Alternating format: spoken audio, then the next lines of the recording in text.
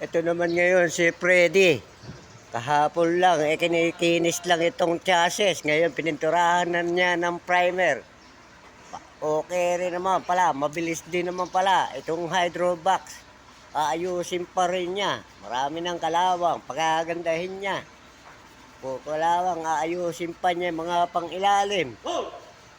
Eh, kaya ito po ang kaulan tinitira nila, si Freddy. Ewan ko nga ba, taga San Miguel naman ito. Umiinom naman siguro ito ng gin. Pantanggal ng pintura.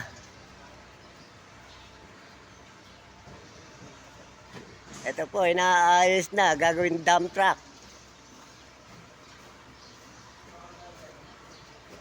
Bakit mag-isa ka lang, Freddy? Asa kasama mo? Andun sa kabila?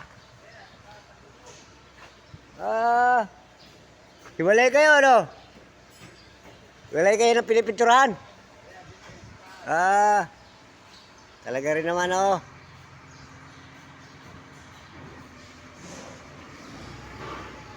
Ito pa po, marami pa po re-referin dito. At pipinturahan sila.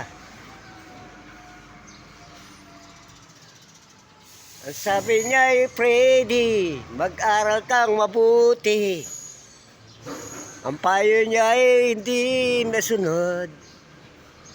Pagkat siya ay nagpintura. Nagtitimpla siya ng pintura. Kaya nga, eto na siya.